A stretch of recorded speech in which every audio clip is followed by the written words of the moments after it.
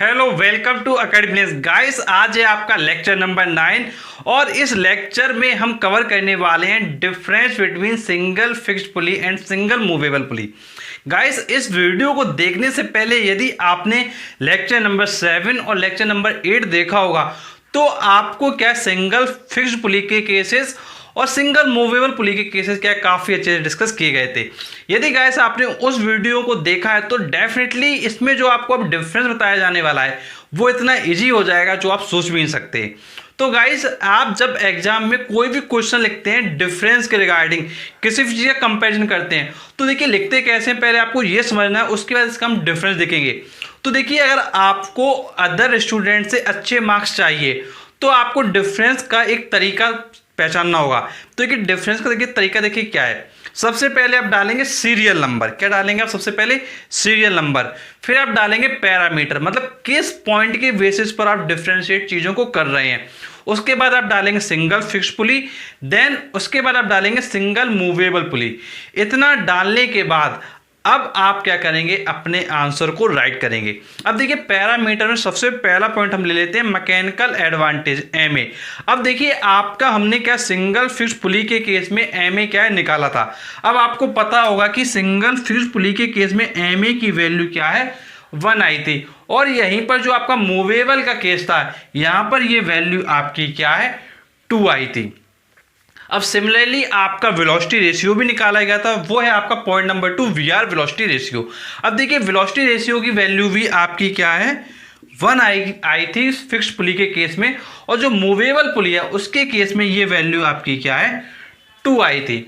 तो ये दो डिफरेंस बहुत ही आसानी से आप समझ सकते हैं, बिल्कुल आपको प्रॉपर पहले बताया गया था। अब इसका तीसरा डिफरेंस आता है। अब देखिए तीसरा पॉइंट है आपका एक्सिस ऑफ रोटेशन का।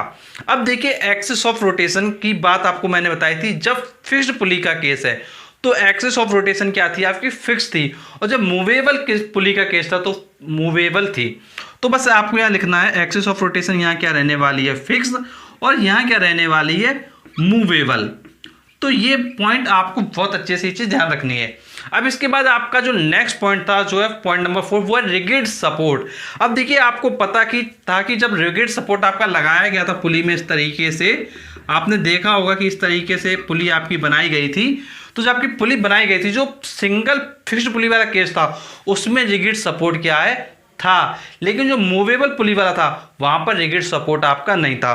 तो यहाँ पे लिखेंगे having rigid support, having rigid support, और जो दूसरे वाले में आएगा आपका मूवेबल वाले में तो लिखेंगे not having rigid support। ये चीज़ आपको क्या है लिखना होगा। अब इसके बाद आपका जो लास्ट पॉइंट आएगा वो है आपका पॉइंट नंबर 5, वो भी बहुत आसानी से आप लिख सकते हैं, वो है आपका load versus effort direction.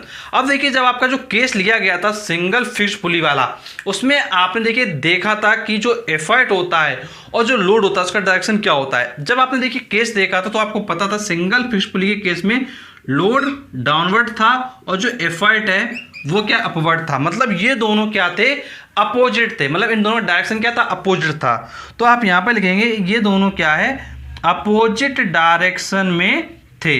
But ये मूवेबल पुली का केस था तो आपने देखा था जो आपका फ्री एंड था मूवेबल पुली के केस में, वहां पर आपका जो एफर्ट है और जो टेंशन है वो दोनों सेम डायरेक्शन में थे। तो यहाँ पर आपको लिखना है कि ये दोनों क्या है मूवेबल पुली के केस में क्या है सेम डायरेक्शन में रहते हैं।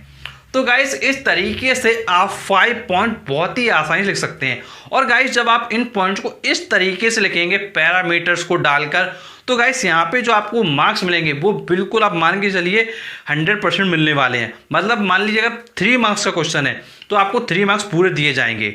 गाइस यदि कोई आपकी प्रॉब्लम कुछ आप पूछना चाहते हैं तो नीचे आप कमेंट उसमें कमेंट करके पूछ सकते हैं। और गाइस ऐसे वीडियोस पाने के लिए आप चैनल को जरूर सब्सक्राइब करें, नोटिफिकेशन बेल दबाएं, क्योंकि हम आपके लिए ऐसे वीडियो लाते रहते हैं। तो चलिए मिलते हैं आपसे नेक्स्ट वीडियो, तब तक के लिए शुक्रिया।